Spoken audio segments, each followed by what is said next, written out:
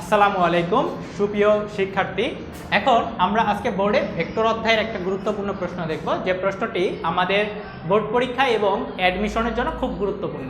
আমাদের প্রশ্নটা হচ্ছে নদী পাড়ের যে প্রশ্নগুলো আছে সেই প্রশ্নগুলো। তার একটা প্রশ্ন দেখব আমরা। বলা হচ্ছে একটি নদীর স্রোতের বেগ 5 কিলোমিটার/আওয়ার এবং নদীতে যদি আমরা 10 কিলোমিটার/আওয়ার বেগে একটা নৌকা চালাই, তাহলে কত কোণে চালনা করলে সোজাসুজি কি করব, অপর পারে পৌঁছাবো।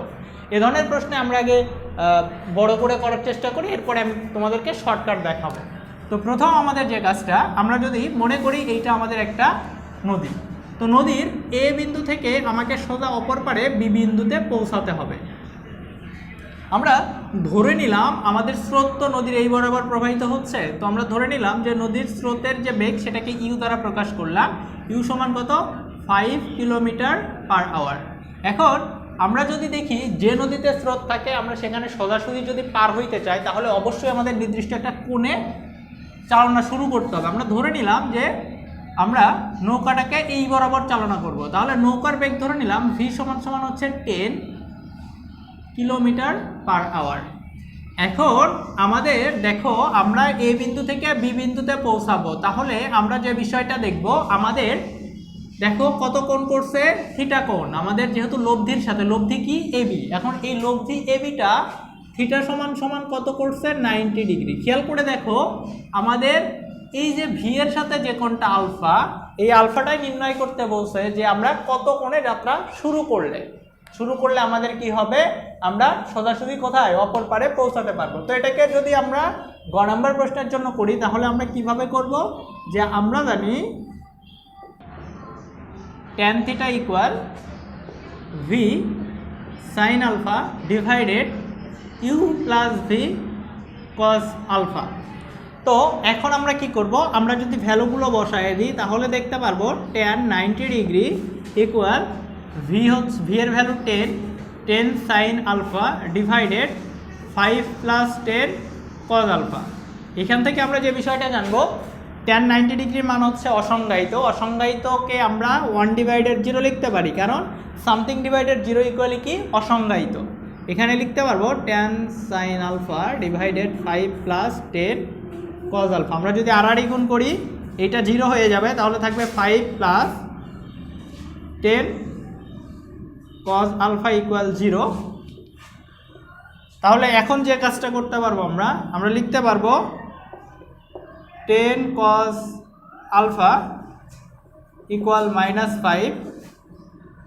আমরা লিখতে পারবো কজ আলফা ইকুয়াল -5 ডিভাইডেড 10।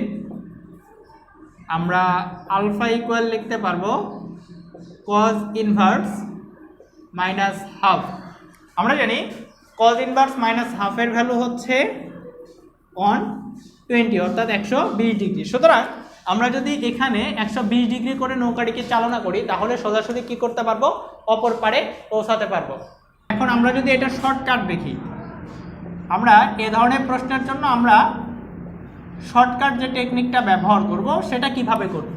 আমাদের যদি প্রশ্নে বলা থাকে এরূপ ঘটনা যে সোজাসুজি নৌকা পার হইতে গেলে, সোজাসুজি অপর পারে নৌকা পার হইতে গেলে কত কোণে নৌকা চালনা করা লাগবে, কত কোণে নৌকা চালনার প্রশ্ন আসলে আমাদের যে আলফার মানটা চাবে, সেই আলফা ইকুয়াল, আমরা শর্টকাট শিখবো আলফা ইকুয়াল কজ ইনভার্স একটা মাইনাস, এবং এই মাইনাস দেওয়ার পর আমরা যে কাজটা করব সেটা হচ্ছে আমাদের স্রোতের বেগ ডিভাইডেড নৌকার বেগ। স্রোতের বেগ ডিভাইডেড নৌকার বেগ। আমাদের আলফার ভ্যালু যদি চাই সোজাসুজি, প্রশ্নটা আবারও বলতেছি, সোজাসুজি অপর পারের কথা বললেই আমরা আলফার যে ভ্যালুটা পাবো, তার জন্য আমাদের শর্টকাট হবে alpha equal cos inverse minus স্রোতের বেগ ডিভাইডেড নৌকার বেগ। আমরা যদি এই প্রশ্ন থেকেই করার চেষ্টা করি, তাহলে কি দেখবো? দেখো আলফা ইকুয়াল কি পাচ্ছি আমরা? কজ ইনভার্স আমরা পাবো -5 ডিভাইডেড 10, অর্থাৎ আমরা এখানে পাচ্ছি কজ ইনভার্স -হাফ। অতএব আলফা ইকুয়াল 120 বা 120 ডিগ্রি।